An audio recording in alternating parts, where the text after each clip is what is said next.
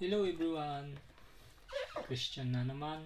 So, gaya ng dati, magbubukas tayo ng parcel. Isa pala itong mousepad, gaming mousepad. Nabili natin sa Lazada. So, tara, buksan natin kung ano yung itsura na sa loob.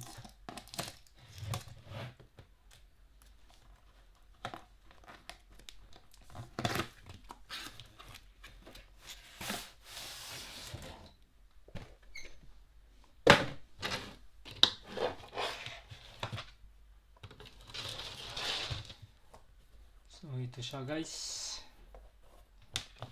mahaba siya.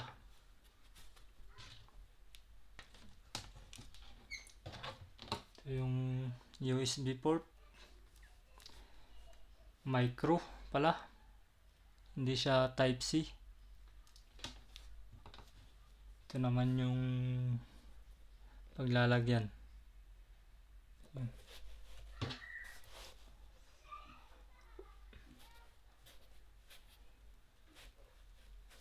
Try natin kung gumagana.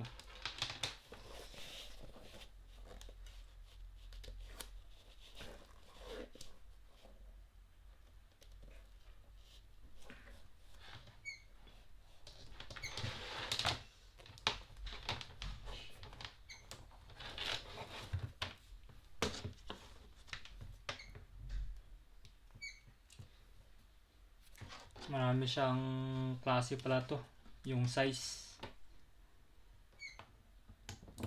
Ayun. So dito pala sa gilid yung umiilaw. Akala ko pati dito sa pad nya, pero hindi naman pala. So ito lang sa gilid. And meron siyang selector mode. Ayun.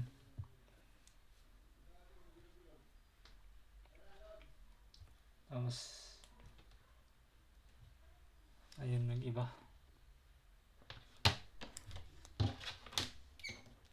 Mamili na lang kayo dito.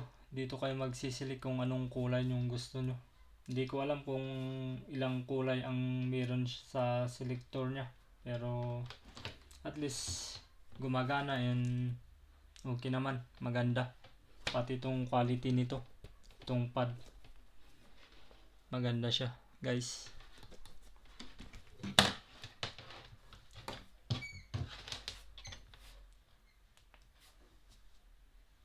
Ayun, steady. Kung i-off nyo pala to, long press lang. Ayun. So kapag i-switch on ulit, ayun, isang click lang. Pero pag off, long press. Ayun. So yun lang guys. Salamat sa panonood and God bless. Bye bye.